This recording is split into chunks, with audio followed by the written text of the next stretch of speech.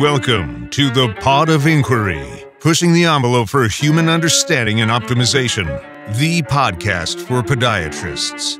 The Pod of Inquiry is designed to empower you with knowledge. What happens from there is up to you. Your host, Dr. Stephen Barrett, has designed this show to take you down some very deep rabbit holes, hopefully bringing you back out again, relatively unscathed, but cerebrally whipped, enabling a better understanding of all things worthy of inquiry. If you have more questions after the show, then that is good. The new discovery today many times was the new discovery 50 years ago, only to be suppressed or plainly ignored. Medicine and surgery can sometimes take a long while to get their paradigm shifted. We hope to have a lot of fun on this show and maybe destroy some ridiculous dogma along the journey. Thanks for joining the show today. Let's start spelunking.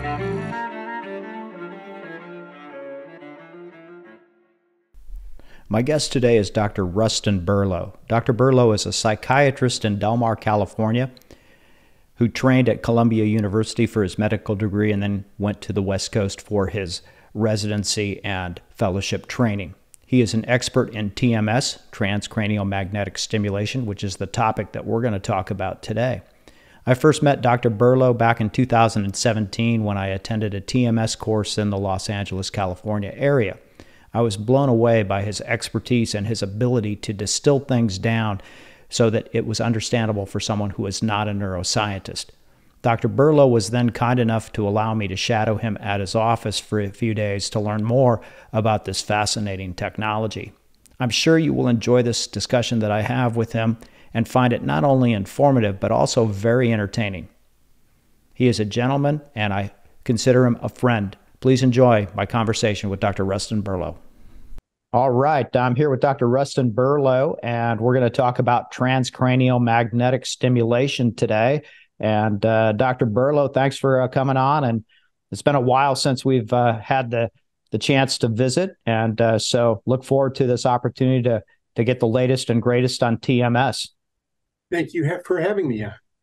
You're welcome. So tell the audience how you got into transcranial magnetic stimulation, and maybe give a little background of, as you're, with your psychiatric practice and that type of thing, because I think that's really interesting. Well, I was born a small child in Wisconsin. When I grew up, I went to high school and college in Wisconsin, and then medical school in Columbia in New York. Did some training in neurosurgery, switched to psychiatry, and then did a 2-year extra fellowship in mood disorders. Okay.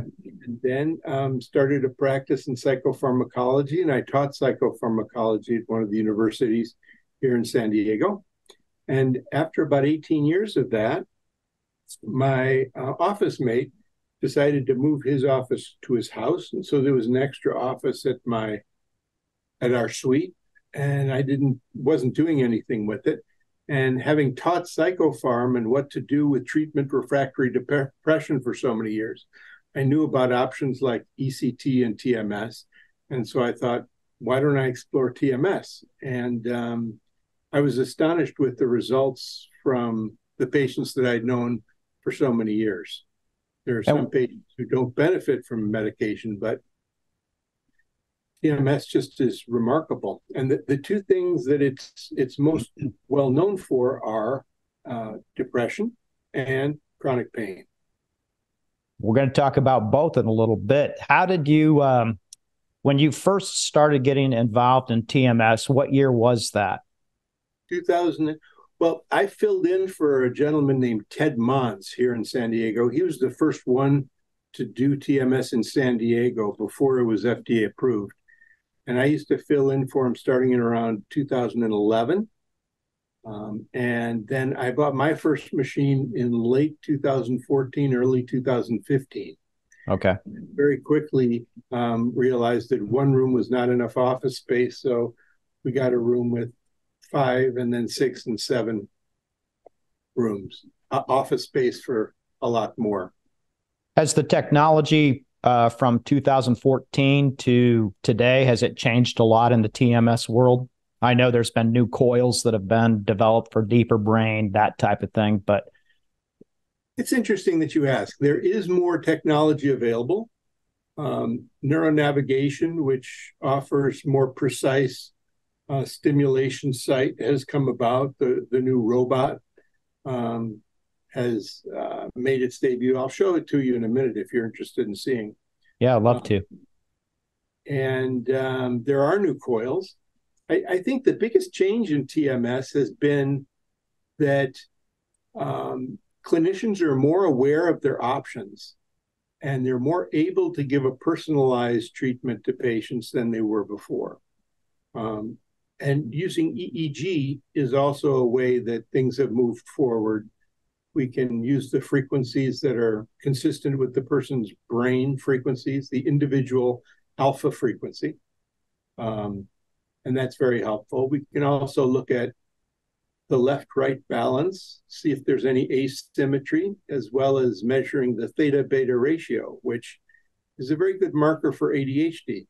So I think although the technology has moved forward a little bit, what really has changed is that we no longer use one size fits all. Okay. But pay much more attention to the patient's individual needs. Also, there's been an increasing use of alternate protocols for off-label and comorbid conditions, everything from ADHD to dementia. There's a lot more conditions that can be treated, and so by adding on more treatments, we get a better result. So before we get into some of the specific cases, because I want to talk to you about chronic pain, that's one of the big foci of our practice. And, I know I'd like to talk about depression as well, but let's talk about the physiology. What's going on? What happens when you're subjecting the brain to these repeated magnetic impulses? Because I think that's very interesting. It is interesting. I did a recent update on the mechanism of action of how TMS works. There is an astonishing array of different studies that have been done looking at how TMS exactly works. So TMS works on the fundamental idea that energy and magnetic energy, electric energy and magnetic energy are interconvertible. So you can turn electricity into magnetism and vice versa. That was discovered by Faraday in the 1830s. So if you look at a magnet moving back and forth near a coil, it will generate electricity. And in this case, the coil is from the machine, and the brain acts as a coil in that the axons in the brain act like electrical wires. And as the magnetic field encounters the axons, it develops a current at a right angle, which increases the relative probability of firing of axons and improves the health of the area of the brain that you're stimulating. So we apply a magnetic field on the outside, which creates a current on the inside. In between the magnet and the cortex, the skin, scalp, and skull don't even notice the magnetic field. So there's no sedation required. The person can drive to and from treatments. So the transcranial magnetic stimulation provides a magnetic field that energizes neurons in the brain and depolarizes myelinated axons. The angle that the axons are at with respect to the oncoming magnetic field is important. So some different configurations of nerve tissue are likely to be more affected than others. So there's many neurochemical changes that happen with TMS. And the key thing that studies are converging on is the idea that TMS increases neuroplasticity, the ability to change synapses and other nerve connections. Anterograde and retrograde regeneration, sometimes called orthodromic and antidromic. That is, when you strengthen one part of the brain, it improves the ability of that part to communicate downstream. And so everything it's communicating with is going to get healthier, and everything that's communicating with it will also improve in its strength. You can actually see activity changing and cortical thickness improving.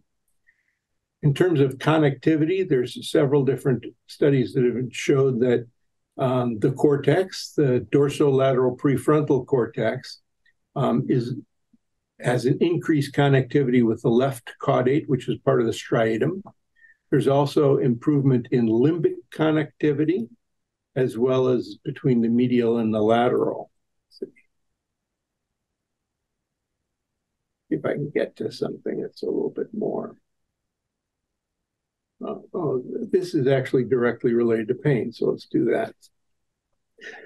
The dorsolateral prefrontal cortex is hypoactive in depression on the left side, as well as in other conditions.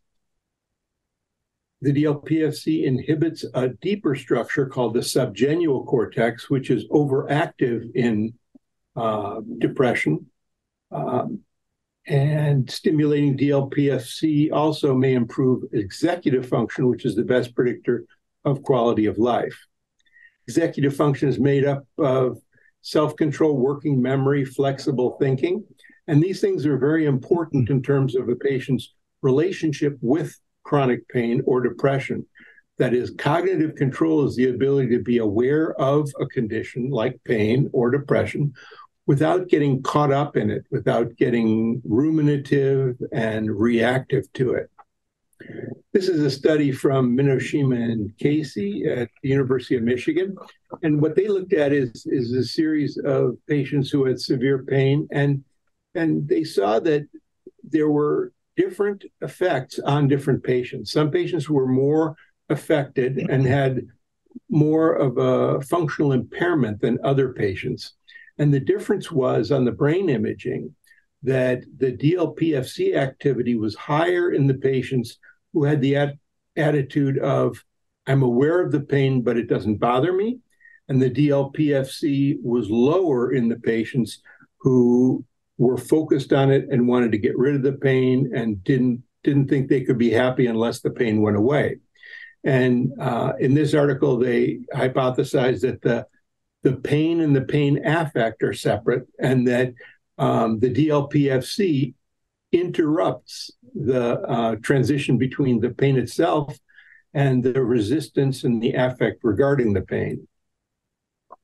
When we look at TMS in terms of inhibitory and excitatory treatments, we can both increase and decrease the amount of nerve activity underneath the magnet. So if you look at a sham or control condition at the top, you'll see that's the red activity is the higher activity, and that's about what it is at baseline. And then if you do an inhibitory treatment, that is a low frequency treatment, you see that the activity in that area of the cortex goes down.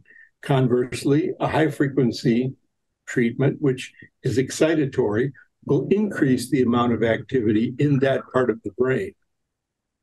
Let me interrupt you there because I have a question on that, because it seems that the frequency is critically important. The difference between 1 hertz and 10 or 20 hertz, is there any, other than the frequency, is there any difference in the amount of energy delivered at those frequencies?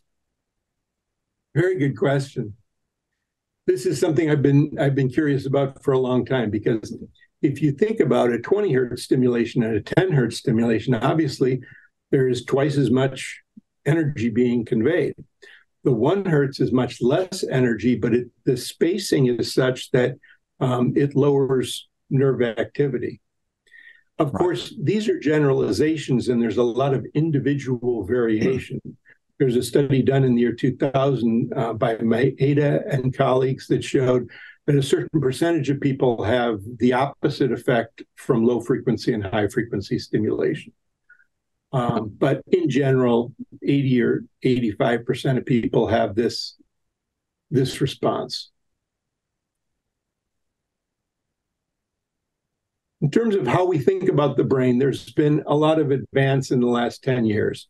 Instead of thinking about specific areas in the brain, we now think about the parts of the brain acting in concert, like ensembles. So we speak of large-scale cortical networks, and TMS can help restore the balance among the large-scale cortical networks. In particular, there are three networks that the brain cycles back and forth between. And these networks are the default mode network, which we experience as mind wandering, the salience network, which we experience as reward or craving, thinking about what we want or don't want, and the attentional network, which is involved in cognitive control and executive function. So in depression and chronic pain, we see an excess of default mode network, which is mind wandering and rumination, and we see a deficiency in the cognitive control network, which the DLPFC is part of. The asymmetry of the cerebral cortex is one of the reasons why TMS works, because the left and right side of the cerebral cortex are very different. We know this because in post-stroke depression, patients who have a left frontal lobe stroke have about an 80% chance of depression, where a stroke on the right side in the same area will lead to about a 5% chance of depression. In insular strokes, there's a part of the cortex that's buried among the rest of the cortex called the insula. And on the right side, if you have a stroke, it causes bradycardia, slowing down of the heart rate. On the left side, if you have an insular stroke, you have tachycardia. And the reason for this is that the vagus nerve, as it comes up to the brain, is different on the left and the right side, and it's processed differently. So in the posterior insula, it receives both the left and the right vagus nerve.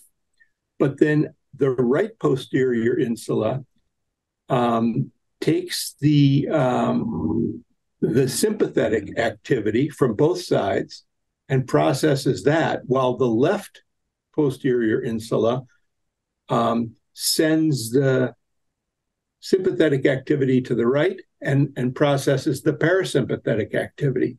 So the right increases with stress and anxiety. The left increases with relaxation, tend and befriend, relaxing, digesting. The vagus nerve is often thought of as the nerve that slows the heart down and helps digestion. In fact, it's an afferent nerve. 80% of the vagus nerve is going to the brain as opposed to coming from the brain. And that afferent nerve signal goes to a nucleus called the nucleus tractus solitarius.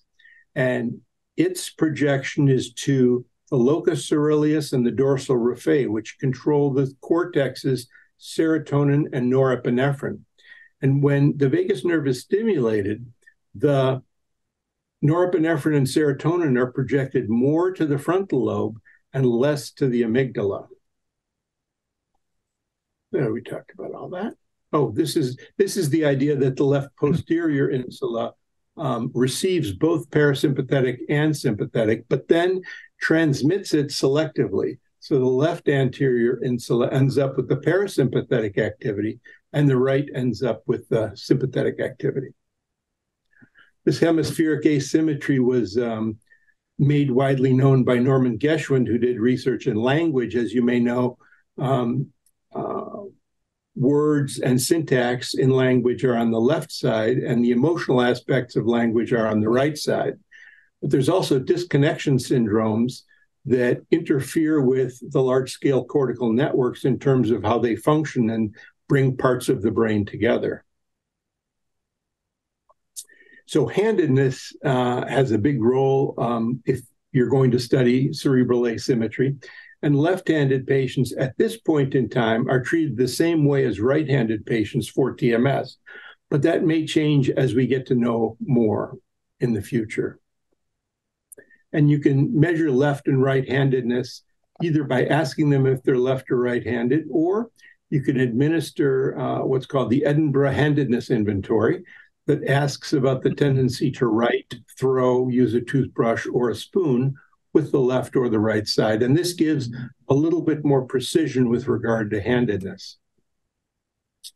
Large-scale cortical networks. So there's two kinds of cortical networks. One is the subcortical circuit networks, and the other is the cortex-to-cortex networks. So the cortical subcortical circuits go from the cortex, cerebral cortex, down to the basal ganglia. That's the striatum and the pallidum. And then the pallidum sends a signal to the thalamus, and the thalamus back to the cortex. Large-scale cortical networks are the salience network that has to do with what seems to be important or attracts our attention, the default mode network, which is involved in mind wandering, and the executive network, which is what provides us with the ability to exert cognitive control.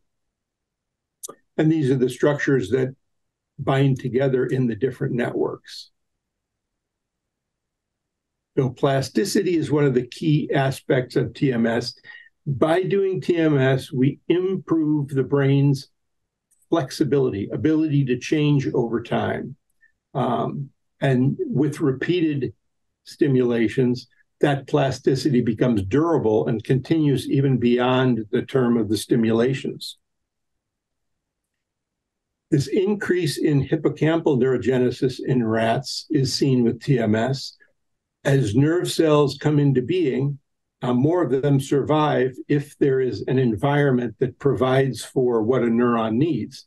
Most important is the brain-derived neurotrophic factor, also called BDNF. And as you know, the hippocampus is important for memory, spatial understanding, and emotion.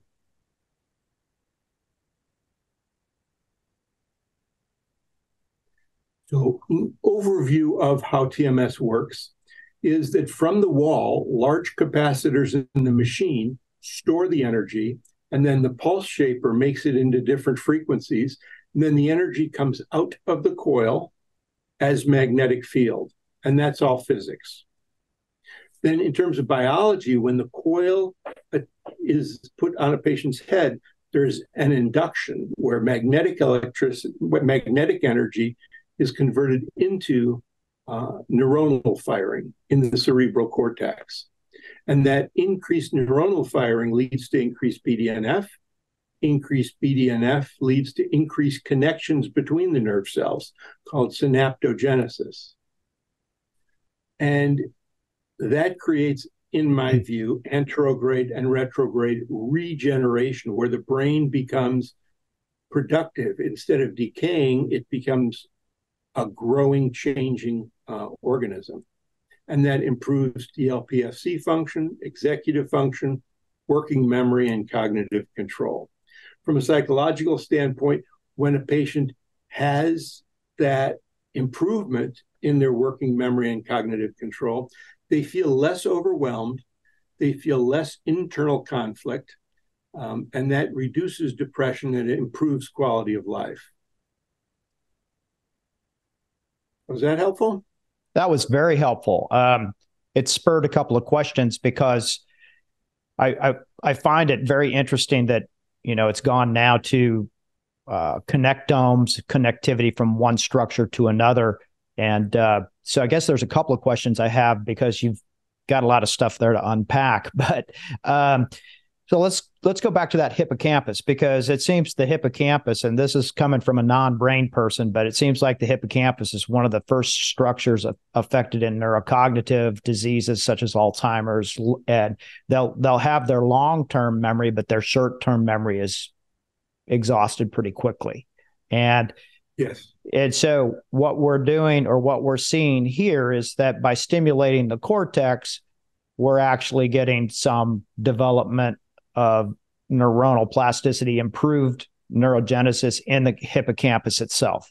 That's right. That's pretty powerful. That's pretty powerful. Very powerful. Yeah. And then talking about the neural networks, I just had a fellow on from the Imperial College of London who is in a lot of functional MRI research for psychedelics. And that was one of the mechanisms of action that he laid out, was that it reorganizes these areas that maybe connected but not ultimately connected and changes the connectivity a little bit. More areas of the brain are brought into it. Is that a similar effect that we're seeing with TMS? Very similar, actually. Both psychedelics, ketamine included, cause increased neurogenesis that you can actually see on an MRI within 20 minutes. That's incredible. Which is remarkable. Another thing that's in common between the two in terms of mechanism of action is reduction in this default mode network, the mind-wandering network, and an increase in more lateral networks. This has been shown in several studies, several different kinds of treatments, and it all converges on this thinking less about the self and thinking more about other people, places, and things. So you talked about the increase in plasticity, or I shouldn't say increase in plasticity, but a change in the plasticity, but also this regeneration. I recall reading something a long time ago that the Russians were actually using TMS immediately after strokes to reduce the penumbra of the damage of the infarction. Yes. The use in stroke is very exciting. It's a rather specialized use of TMS because in order to do that, one has to have a good grip on both neuroanatomy and the way that stroke progresses. So in the short term, the first month, you want to stimulate the area around the stroke, the penumbra, so that it doesn't decay, it doesn't die off after the stroke dies off. But the other powerful thing is that by inhibiting the equal cortex on the other side, you have less of the cortical inhibition that usually reduces activity in the area of the stroke. So if a person's going through rehabilitation and they can't move their hand at all, it's very difficult to do much training or strengthening. But when you do an inhibiting treatment on the other side, you find that the hand develops some motion because it isn't being inhibited anymore. And under those conditions, when you do strengthening tasks, you see much more improvement. Interesting. So how many patients that you see from a pain standpoint have depression as a comorbidity? 60 to 80%. Okay. And what about anxiety? I think that I'm not sure of the data with anxiety. I could look it up, but what we see clinically is that in the early phases of chronic pain, you see an increase in anxiety at the time that the person becomes aware of the pain. So the pain starts and the person has a reflex anxious response. Over time, it turns less into an anxious response and more into a depressive response. And some people think that that's consistent with what's called learned helplessness, that it comes on, it doesn't do any good to get anxious or fight against it. So the person gets more and more depressed every time they have the recurrence of the pain. For most patients, the pain is both chronic in terms of a low level, but also it has a fluctuating course in terms of coming and going. And every time it comes and the patient notices it becomes more and more disturbing and depressing if the way they handle it is more of a subcortical as opposed to a transcendent approach.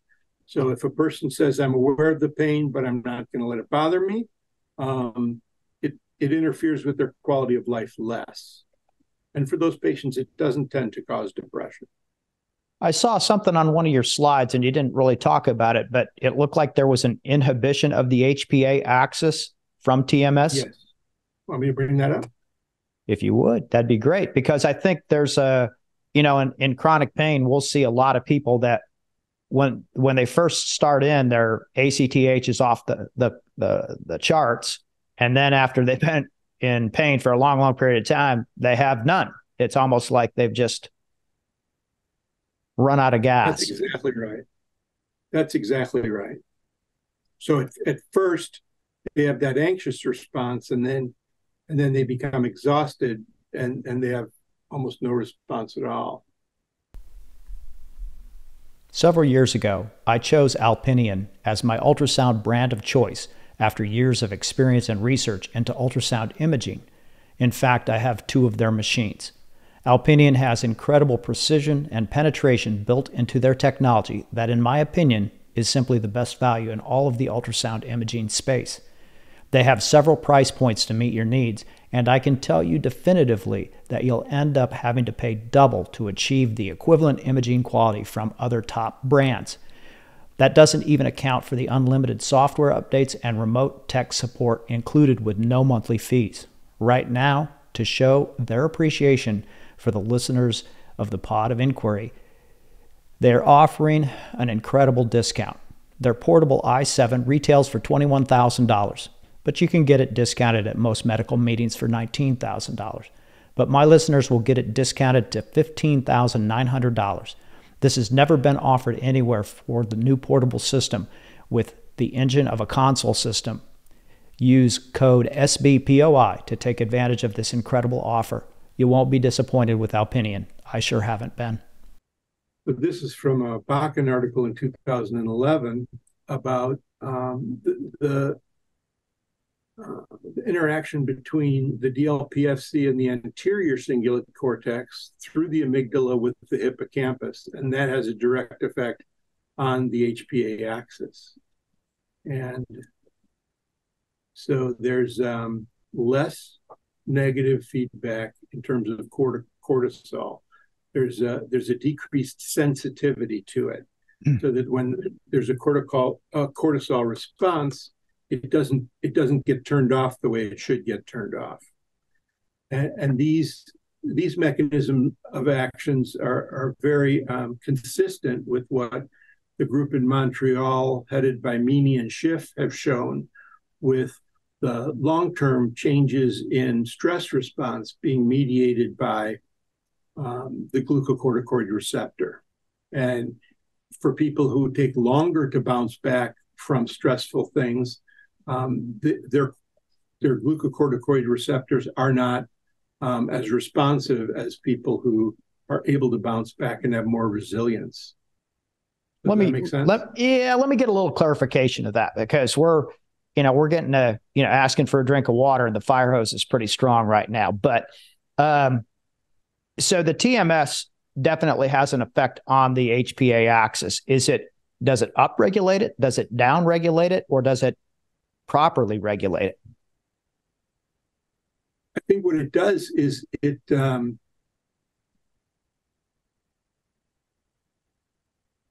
makes the amygdala DLPS, the frontal lobe amygdala balance, to be more in the deliberative, thoughtful, problem-solving mode of the DLPFC, which then makes the amygdala less active, which makes less sympathetic fight or flight response, which makes less pressure on the HPA axis, which allows problem solving and coping with life to be done in a more deliberative, thoughtful fashion, as opposed to a fight or flight, panicked, overwhelmed reaction.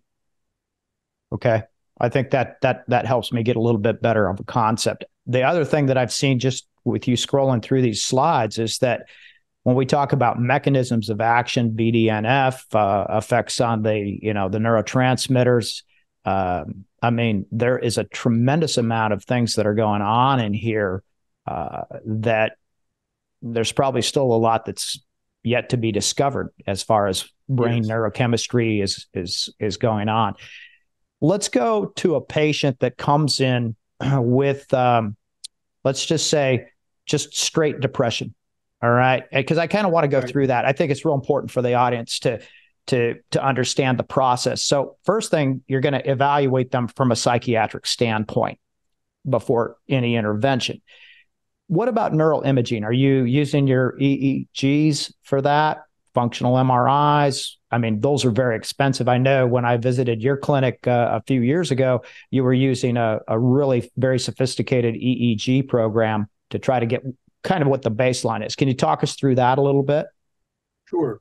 So there is a strong and active movement using fMRI to measure the connectivity between that subgenual cortex that's deep in the frontal lobe and the DLPFC that's a more advanced structure.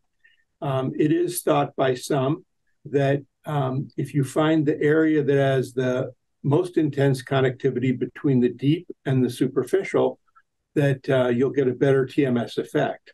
We haven't seen that here yet, but we're interested in pursuing that if it becomes practical and relevant to patients' health. What we have seen as immediately beneficial is the EEG, which can be done in about 10 minutes. And from that, we get 3 pieces of information that are actionable immediately. So the EEG measures the brain waves as can be done at the scalp. Believe it or not, so much electricity is going on inside of the head that you can actually measure those waves at the scalp. And that's what we do. And we can look at the frequencies, for example, the lower frequencies as opposed to the higher frequencies. When there's an imbalance like that, it can be reflective of attentional problems like ADHD. We look at the left-right balance. You can see here there's a lot more activity on the right than the left. Red is more activity, blue is less activity. This direction is the nose, this is the right ear, this is the left ear. This is the back of the head here. So we look at left-right asymmetry, we look at theta-beta ratio, and lastly, we look at the peak frequency. And sometimes there is a peak frequency you see at 10, where when the person closes their eyes, there's an increased activity around the area of 10 hertz. But in about 10 or 15% of the population, it's 11 or 12. And by doing the EEG, we can tune the TMS machine to the correct frequency of the individual patient. Do you also use this for neural navigation? EEG from a spatial standpoint is not as helpful because it's not as spatially, it doesn't have the kind of spatial resolution that MRI does. In a general sense, yes, we look at left and right asymmetry. We also can look at certain hotspots. For example, if a person has hyperactivity in the right parietal area, often we can see that on an EEG, and then we can do a calming treatment in the right parietal area, and they get better very quickly. So as you go along with this patient, you've made the diagnosis, you've done the baseline EEG. The next thing is you're going to start instituting the treatments. And usually is it still about 30 treatments to get going? 30 treatments is the standard. Okay. And there was a movement towards doing more treatments in a day. And there's a protocol from Stanford that does 10 treatments per day for 5 days instead of 1 treatment per day for 6 weeks. Whether or not that works as well is under investigation now.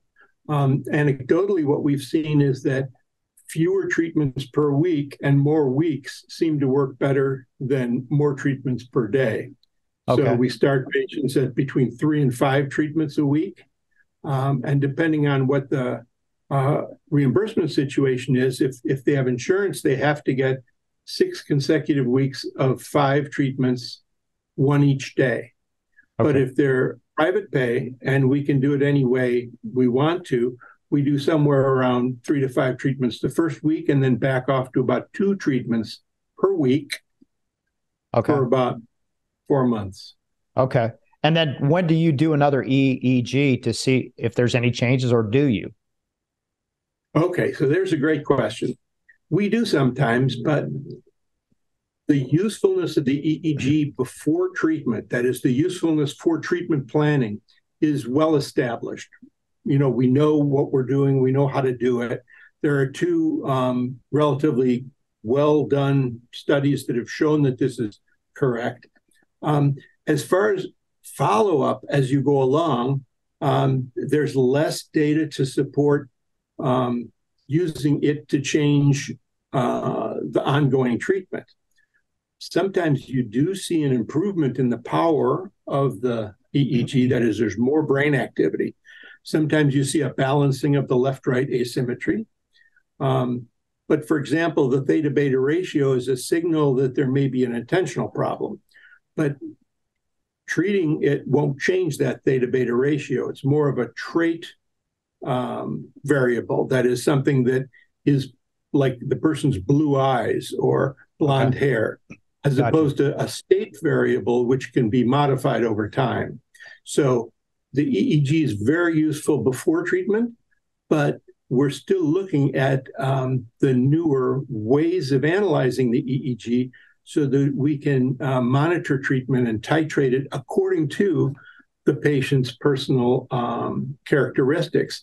Now, one of the things that we've started to do is a new machine that has been developed that only has 2 leads, goes right on the forehead with stickers, costs less than $1,000, and you can actually have that EEG on during the treatment. Okay. By having it on during the treatment, you see you're sort of interrogating the brain every 15 seconds, 5 seconds of treatment, and then there's a 10-second pause. And during that 10 seconds, you can get a very clean EEG of those 2 leads in the frontal lobe. And what we sometimes see is that the variables that we're looking at get better and better for the first part of it, and then they start to decline and get worse and worse. So a patient we had a few weeks ago, we saw continual improvement up to about 16 minutes, and then it started to go the other way. So we changed his treatment from a 20-minute treatment to a 16-minute treatment, and it worked much better. Was that just a fatigue? Was that just due to cellular fatigue, or what? Could be. Yeah. Very good question. Okay. Now it's hard to know why, but the more we work on it, the more we see that each patient responds in a very individual way. And if we tailor the approach to that individual, it's more effective. The newest and most exciting EEG technique is called microstate analysis. And microstate analysis actually looks at the atoms of thought. You can actually see the different thoughts go one to another. You can't tell what the person's thinking, but you can see that the thoughts are changing. See if I can find this for you.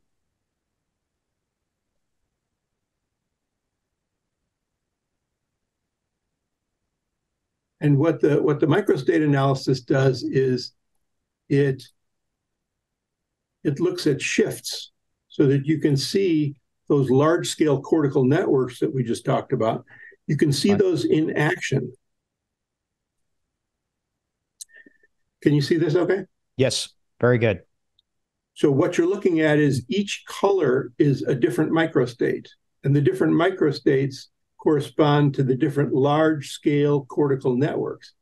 And you can see within a 2-second period right here, you have about 20 changes in the microstates.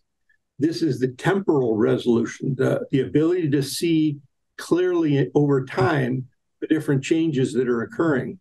And what's being found is that the duration, see how some of these are longer than others, some of them are very short.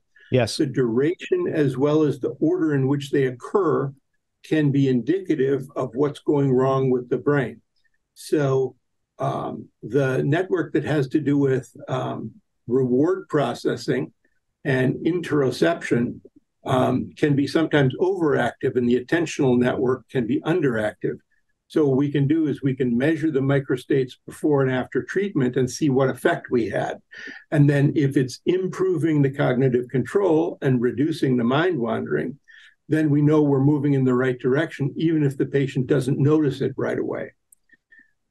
It's interesting to see these shifts of brain activity so that we know what processes are happening in the brain, even though we don't know the content.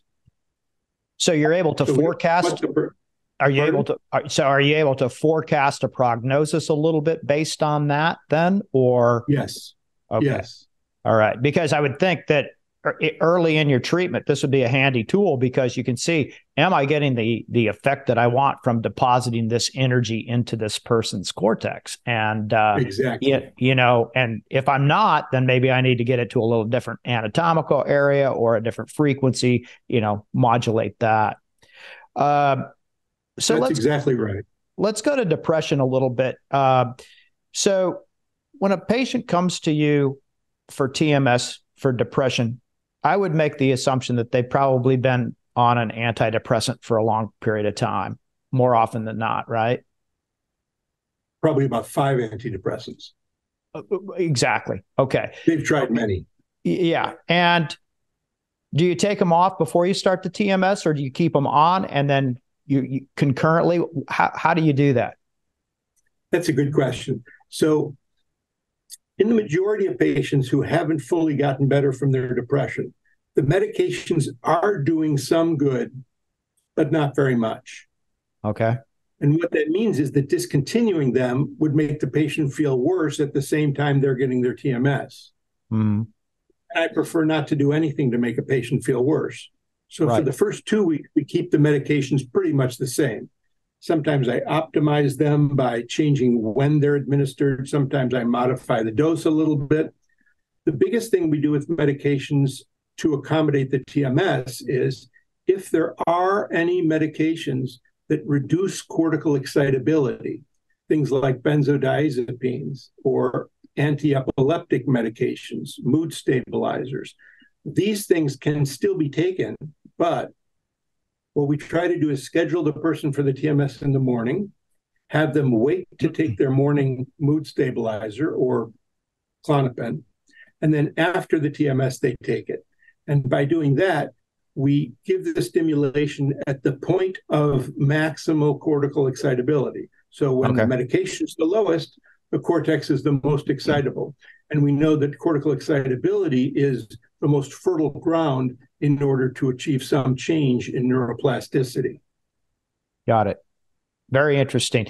So in the pain patient, let's say they're in the 60 to 80% category that also have depression. How do you go about that? Do you treat the depression first and then go for the pain, or are they one and the same? They are the same. They're one process, and they play off of each other. So what I do is I have a very straightforward conversation with the patient about the relationship between pain and suffering. That the pain is a physiological experience, and it's a sensory moment in which they notice that there's something happening in their body. That's the pain. Now, the reaction to the pain is 2/3 of the problem.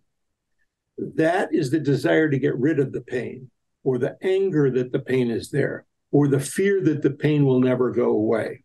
So the first arrow, the pain itself, is tolerable and can exist in the context of a good quality of life. The second part, the 2/3, which is the suffering, is the desire to not have the pain and the resistance to the current moment experience. So that is very difficult to explain. When a person's uncomfortable, it's difficult to tell them that they're doing something that could be done differently. But I help them understand that this is going on. And we have two goals in terms of this process. One is we will reduce the experience of pain. That's what we do. Don't try it at home. Reducing the experience of pain is not something you should pursue, because if you do, you'll feel worse. But we will try to reduce it. Now, the other thing we'll do is we will seek to help you live with whatever pain is left, with the attitude of, I feel the pain, I'm aware of it, but it doesn't bother me as much as it did before the treatment. Mm-hmm. Because that's 2/3 of the problem, and because TMS is very effective with that part of the problem, even more effective than the first, patients get a very good result. So the pain may be reduced 10, 20, 30%. Very rarely does it go away completely, but it's reduced. And that gives the patient a little bit of hope. And that treatment is done on the motor cortex. Okay. Yep. So M1. So if you look about 50% of the distance from here to here, Nasion to Inian, that's the motor cortex. And unlike the pictures, it actually comes down at an angle like this. So from the ear, where the cortex of the mouth and the face is, up to here where the cortex regarding the hand is, and then all the way back to where the leg is. It turns out that you don't need to do the TMS treatment in the location of the person's pain. Anywhere in the motor cortex you do it, it works. And when you do it right here, right in the middle, 50% of the distance here to here, 50% of the distance here to here, you get the motor cortex that involves the legs, and it works well, even if the pain is somewhere else. So that's the primary treatment. We do that. And then the left DLPFC is the part that allows the patient to have a new relationship with the pain, where instead of fighting it, they are aware of it but not bothered by it. So let me ask you a little bit, because this goes into one of the questions that I wanted to ask you today, and that is when we talk about safety of TMS, a lot of people that don't have any experience with TMS will say, oh my God, you can cause seizures and all this other stuff. So, I mean, I would think that if you're stimulating the M1 and that's how you get your motor threshold to start your basis of your entire treatment, if it's DLPFC or wherever you're going, are you more subjected to potential seizures in stimulating the M1 cortex? Theoretically, yes. Yeah. But what about but what about what you see clinically?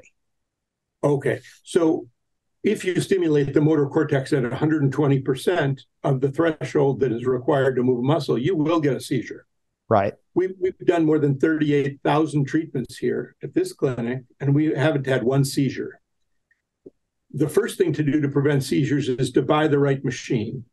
Okay. You want to buy a machine that's a newer machine, that's a focal machine, and those machines have a lower tendency of causing seizures.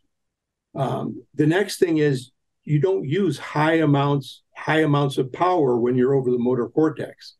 We use much less than 120%, somewhere between 30 and 50%.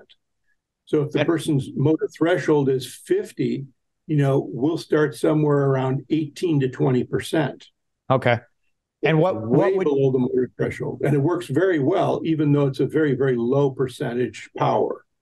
That's a great answer to my question. Then, but just for comparison, then, like if you're stimulating the DLPFC, that would be what, 50, 60, 70% of motor threshold in that area? Or technically, it's 120%. Okay. Technically, right. You're supposed to do 120%.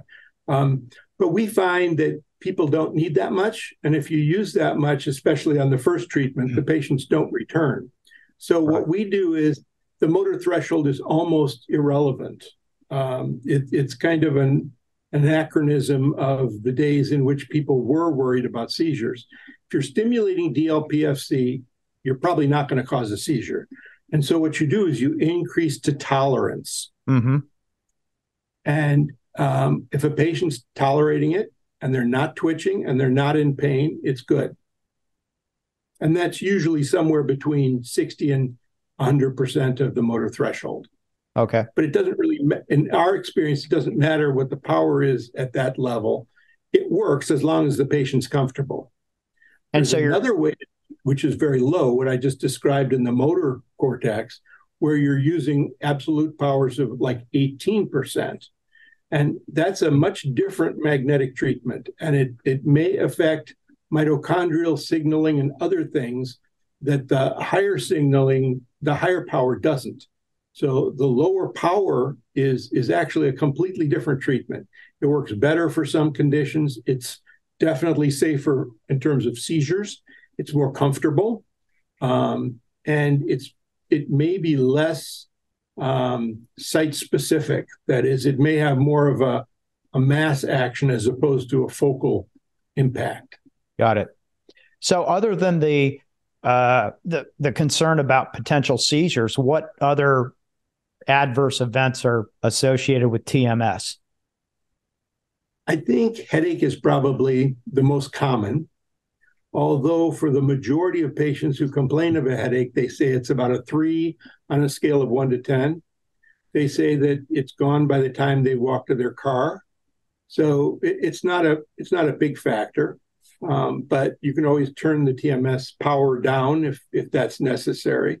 Earplugs are useful depending on the kind of system that you're using. From my standpoint, the most concerning and the most important to keep an eye on is treatment emerging insomnia, which if not taken care of can lead to mania and other problems. So the first couple days that the person gets TMS, we have them actually sign a contract that says if they have any trouble sleeping, they will contact us. That they know how to use over-the-counter Benadryl if necessary to get to sleep, or contact us for something more. Right. And that if they get the feeling that they don't need sleep, that is an emergency. The feeling that a person doesn't need sleep is actually a symptom of mania. Wow. And even the first or the second day, if you catch it, then it's not mania. Okay. The feeling of not needing sleep is the equivalent of crushing substernal chest pain in a heart attack, or difficulty walking or talking with a stroke. So if the patient feels like they don't need sleep, that's a medical emergency. They should contact us right away. Got it. What about in the future? Do you see where TMS will be used in conjunction with some of the psychedelics? Yes, this is a great question. I was very skeptical at first when I heard the folks at UCLA talking about doing ketamine the same day as TMS, even sometimes at the same time. Ketamine is infusing and the machine is ticking at the same time. I was very skeptical about that. Practical aspects of the practice made it so that we tried that out and immediately saw that it was very effective. There's probably a synergy between the two so that 1 + 1 = 3. Right. Now, all the mechanism of action that we talked about are very similar in terms of the two. Neuroplasticity, increased connectivity, less mind wandering and focus on the self, more ability to focus on other people, places, and things. These are all in common. So it isn't terribly surprising that they go well together. And in terms of psychedelics, there's the new psychedelic that's going to be available hopefully soon is psilocybin. And it is a remarkable agent. And it has profound effects and durable effects. And I think it goes very well with TMS. Now, unlike any other medication that we deal with, psychedelics have a very peculiar other dimension. And that other dimension is the set and setting. So set refers to the mindset, the reason that the person's going to do the treatment. Setting refers to the environment and the feeling they have and the ambiance and who's there and the quiet music playing or the soft lights. This is the reason why a person who does LSD at a party or a rave or something like that, it's irrelevant what happened with them during that as compared to what's going to happen in a therapeutic session. For example, ketamine is used on the street and it actually causes different side effects. People get bladder irritation, which never happens in a medical setting.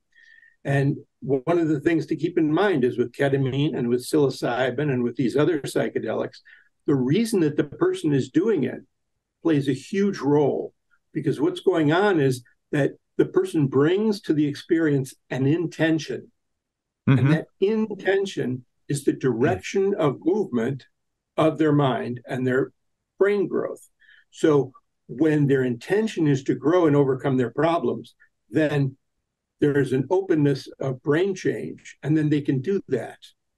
So it's extremely important to be clear about intention, and then to pay attention to that. So to pay attention to why I'm here, to come back to breathing over and over again. And TMS can be helpful in both the opening up of the neuroplasticity, as well as the redirection of the growth in certain areas.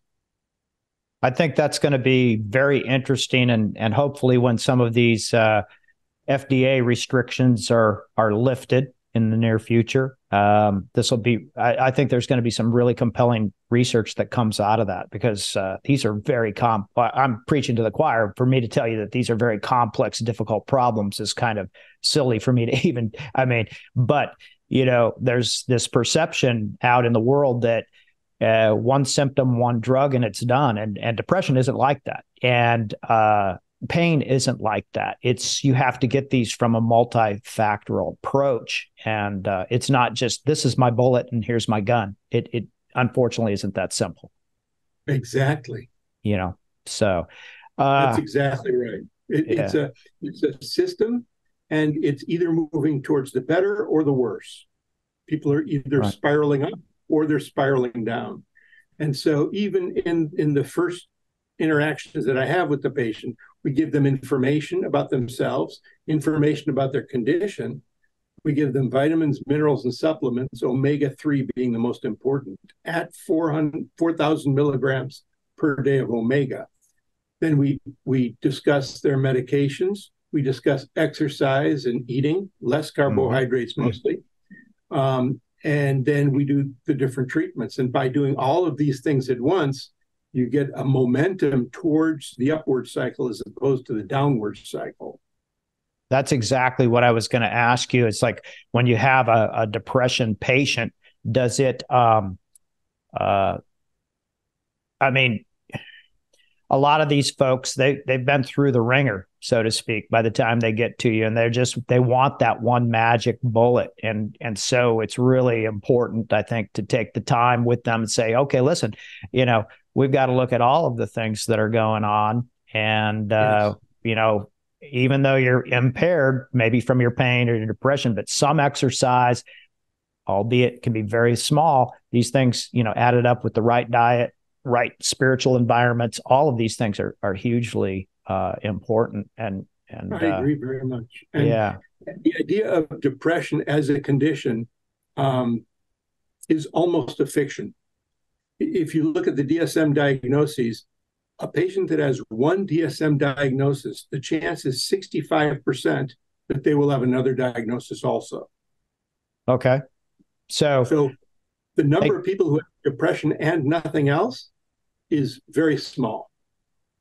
And usually it's something else. Is it more common anxiety, depression and anxiety? Anxiety is the most common comorbidity. Yeah. And then people have bipolar symptoms, people have attention deficit, people have obsessionality, but knowing what all of the things are is very important, I think, in order to address the person in a complete way. Right. And helping them understand that there isn't one magic bullet, like you were saying.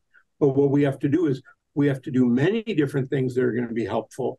And all together, they will combine to improve quality of life and the ability to not feel overwhelmed. Right. Wow, this is so good.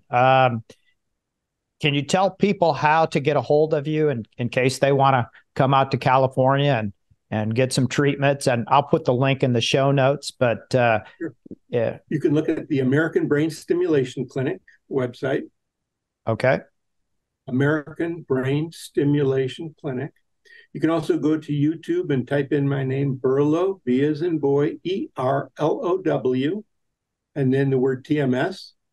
And some videos will appear there, and there's some contact information there as well. I think those are the two best. Okay.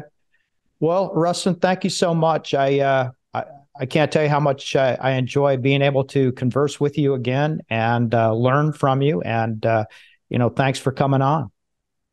Thanks, Stacey. Thank you very much, Stephen. And I appreciate your having me on. This episode is sponsored by Zuckerman Future Technologies. Their REMI laser is a Class 4 laser for professionals. It's different from anything available on the market in that it is a lightweight, 4 pounds, and compact but powerful device. Its large touchscreen makes it easy to use, and the multiple wavelengths, 650, 810, and 980 nanometers, power variables up to 30 watts, and a safety rating make it optimal for many conditions, including the effective and pain-free treatment of soft tissue issues such as plantar fasciitis and Achilles tendinopathy, peripheral neuropathy, neuromas, arthritis, onychomycosis, warts, and more. It is the only laser with FDA 510K approval and insurance coverage. Zuckerman Future Technologies was built to focus on quality products and excellent customer support. When you join the REMI family, you will receive one-on-one training and ongoing support. Zuckerman Future Technologies deals with all aspects of the REMI in-house, and this keeps out the middleman, which allows them to offer this revolutionary device at a 40% reduced price compared to anything that can provide the same or similar results. In addition to this, Zuckerman Future Technologies provide a comprehensive well-rounded marketing platform that includes customizable brochures and posters, in-office educational videos for your patients, as well as web page and hard copy ad templates. There are currently over 700 REMI users in the United States and Europe, and those numbers are rising every day. Learn more about this fantastic product and join the growing number of professionals who are benefiting from having the REMI in their practice. I personally implemented the REMI laser into our practice about 4 years ago, and I cannot say enough about the utility, versatility, and efficacy that I have seen with this technology. I also can say that of all of the capital equipment that I have purchased, and trust me, it's been a lot over the last 36 years, this is one of the best expenditures I have made. Zuckerman Future Technology is offering the listeners of the Pot of Inquiry a really great deal. You'll get a $1,000 cart for the REMI laser when you use code 007. That's right, a $1,000 REMI laser cart for just the bona fide Pot of Inquiry spelunkers. You can go to the website, remilaser.com, and use the code 007. We hope you all enjoyed today's show and got some truly empowering knowledge out of it. You can always follow up on anything we talked about in the show notes, found at our website, potofinquiry.com. If this incredible and educational conversation has tickled just a little bit of your cortex, please leave us a review and spread the message to your friends and colleagues. Let's keep spelunking.